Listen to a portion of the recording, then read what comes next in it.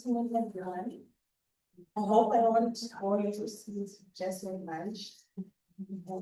GIG is quite busy. So I'll talk about uterine fibroids and fertility. It's a short presentation, really. So we know that at least 2/3 of fibroids are symptomatic, and majority of women with fibroids will fall pregnant and probably just discover that their fibroids when they are pregnant, and they will have a complicated pregnancy, maybe safe for the fibroid pain, and deliver and have a second, third, fourth baby. So fibroids have been found to be solely responsible for infertility in 2 to 3% of patients. And we also know that symptomatology of fibroids is related to the size, number, and location of the fibroid. So I've just put that figure there for the classification of fibroids. So I think the main point of my talk today is just to say, with fertility, it's about location of fibroid, really. That's the most important factor that impacts reproductive outcomes. It's about location. Size does matter, but it's about location. So how do fibroids impair fertility? Some couples will then have frequent intercourse, especially if there's heavy menstrual bleeding, prolonged intermenstrual bleeding, pain during intercourse, and chronic pelvic pain. Some fibroids will cause anatomic distortion, which may interfere with oocyte and sperm transport. So you can actually have a subseries of fibroid, which is causing extrinsic obstruction of tubes, or intramural fibroid causing intrinsic, also obstruction of the tubes. And you also may have deformation of the uterine cavity, which interferes with transport. There's also functional impairment of the endometrium and myometrium, which interferes with implantation. So fibroids, especially type 3 fibroids, any fibroid which is within the junctional zone, may interfere with peristalsis. So we need that peristalsis for sperm to move up from the cervix towards the fallopian tubes. And sometimes there's also hypercontractility, which does interfere with implantation. And then there are changes in the vaginal uterine microbiome, especially if you're having an ulcerating fibroid, which is prolapsed. And it's been found, some genetic studies have shown that there's an altered endometrial myometrial junction. So there's an gene expression. So there's an increase in pro-inflammatory cytokines and autophagy, and there's a decrease in molecules that favor implantation, some of the adhesion molecules, B2C, especially with some because of fibroids. There's also apparent angiogenesis with fibroids. Some fibroids may actually reduce blood flow within the endometrium, or if there's ulceration, there's increased angiogenesis, etc. So that alteration in the endometrial blood supply will affect implantation. So I've just put a few cases. The case one was a 33-year-old who had been trying to conceive for a year. She was very educated. She was doing menstrual tracking and timed intercourse for after the first 2 months, after failing to conceive in the first 2 months. She had a 28-day regular cycle with dysmenorrhea 4 to 10 just on day 1 of the periods. And she had started experiencing heavy menstrual bleeding that past year. So on that transvaginal scan, which I did in the rooms, she had that fibroid on the scan. It's a type 2 to 5. I've seen that type 2 to 5 fibroids are very neglected because these fibroids have a significant mucosal component. Though they are crossing the entire myometrium, the myometrium has a thickness of about 15 to 20 millimeters. So the moment you're having a fibroid 3 centimeters and above, which is intramural, you have to have a look at it because it's likely to also have a submucosal component. And it either has a type 2 to 5 or a submucosal, or just have a look at the fibroid yourself to see weight. Don't just ask more. So that's the fibroid she had, and then she had several others which were subserosal, type 5, type 6, type 7, but this one is severe. You can see it's actually distorting the endometrial cavity. I don't know if you can. Yeah. So this is the endometrium here, and you can see the fibroid is actually distorting the cavity. She had a very good actual follicle count of 14. On examination, sperm was normal. She was ovulatory, and she had normal thyroid and prolactin levels. And she had an HSG and her fallopian tubes were patterned. So I said to her, except for this type 2 to 5 fibroid, she essentially had unexplained infertility. So our option is to manage it expectantly. By 2 years, you'll be pregnant, or we can do myomectomy because we can see there's a potential infantile implantation from this. Or just go straight to do an IUI or IVF, which are the standard treatments for unexplained infertility. So she went home to clean. Then she came back after 7 months. She self-prescribed letrozole. And when she came back, she was now ready for laparoscopic myomectomy, which we did. And we removed 7 fibroids. So I saw her at the always even 12 weeks post myomectomy because we can start discussing fertility after 3 months. And so I advised her to use contraception. So, and I also tell them to wait to have intercourse for 6 weeks. So she came back for that 3 months visit with an intrauterine gestational sac and very worried.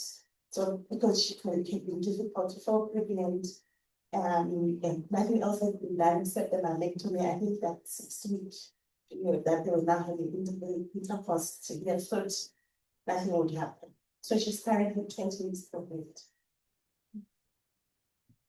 And case 2 was a 27-year-old who had been trying to conceive for 2 years, a regular 25-day cycle, had a bleeding with dysmenorrhea and intermenstrual spotting in the past few months. So on that transvaginal scan, we can, this is the fibroid. So she had that 2 centimeter fibroid. On another image, there was another fibroid, which was just behind that. So she had 2 submucosal fibroids, small fibroids. And then the bigger one was the big fibroid, the 4 centimeter type 5.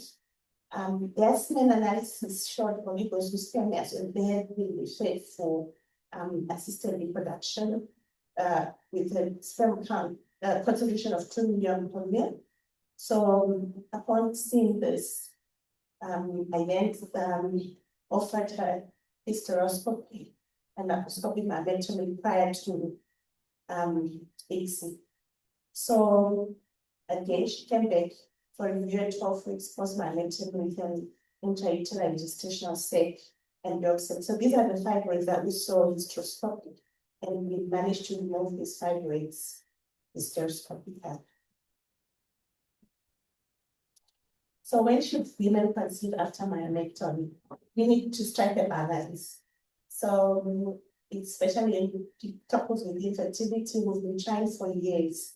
So, and also people now with education, some getting married late, any further delays may be a lost opportunity as ovarian function decreases with time.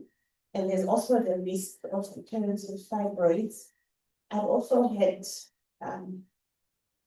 some patients who then come to me a few months after myomectomy, and then now she's got a 7 centimeter fibroid, which is with a very significant because of possibly from degeneration that would have happened later.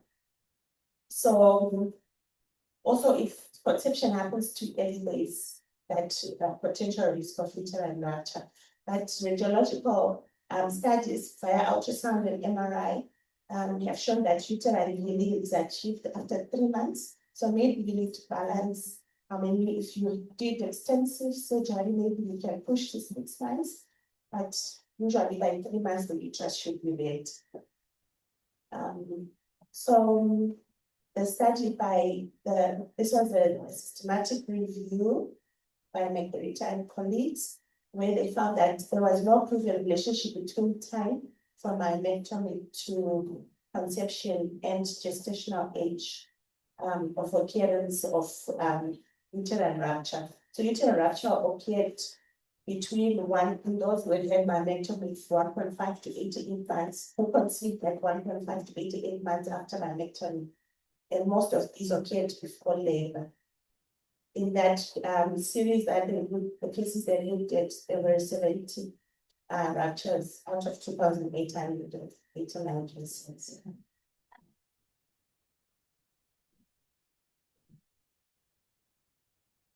So what about fibroids in women undergoing IVF? I think from the first slides that I was saying that the message is with natural conception, you shouldn't just say to see any woman who haven't really tried nothing, you want to do a myomectomy. It's so we manage her, and if you do all the thorough investigations, because majority of fibroids are innocent bystanders, there are still even some because of fibroids who get pregnant spontaneously and have their babies. But if she's struggling and we've done the prior evaluation, and maybe she has PCOS, and we've done ovulation reduction, we made sure she's ovulating.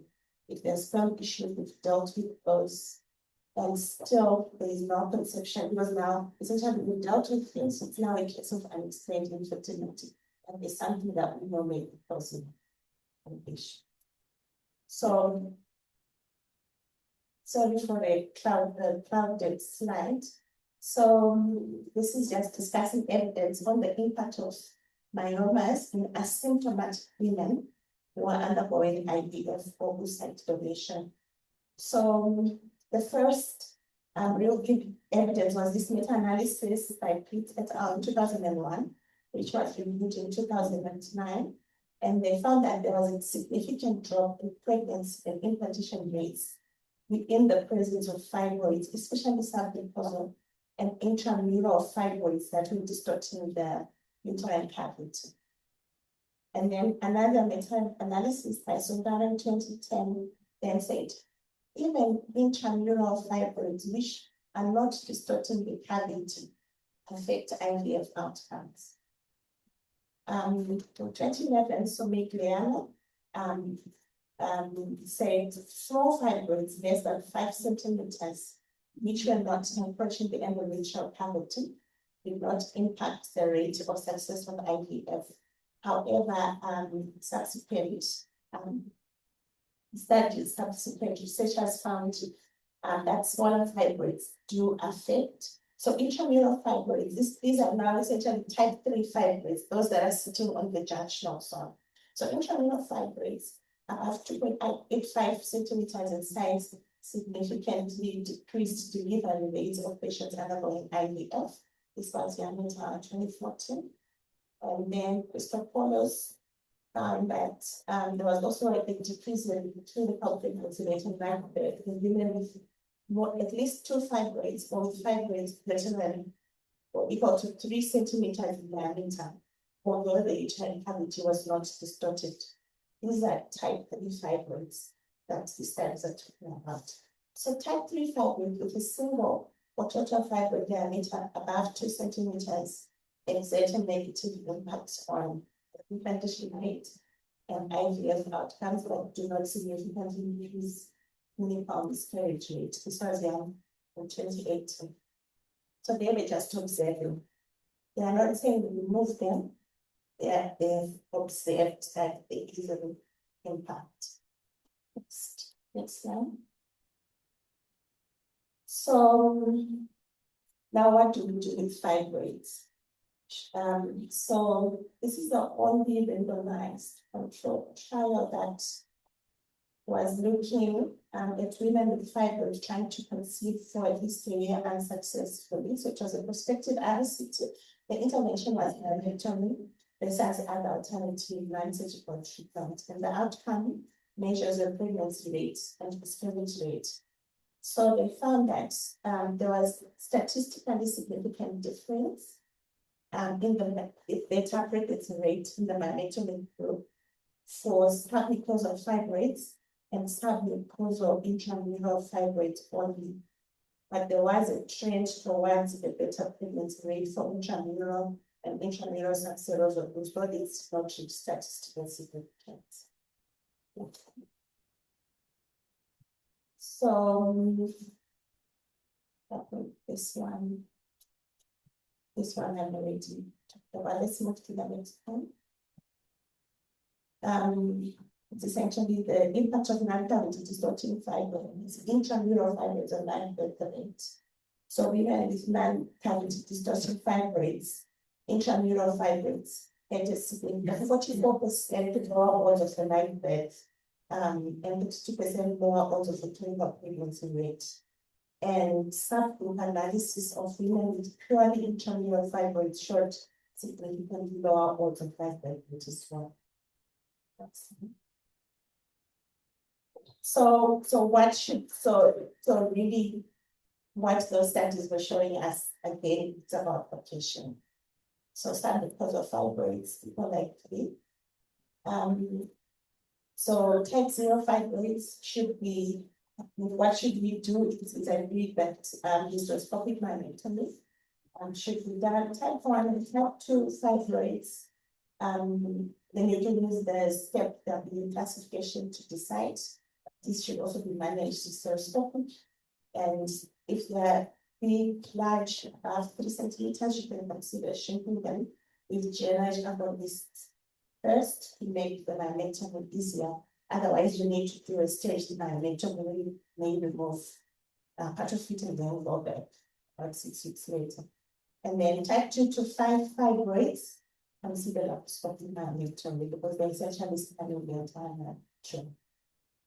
So does myomectomy improve pregnancy rates? Again, in women with fibroids, I think I've already discussed that. And then the SRS says there's fair evidence that myomectomy does not impair reproductive outcomes following assisted reproductive technologies in those that need a myomectomy.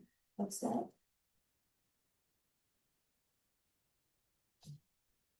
Okay. This slide is talking about UAE. So this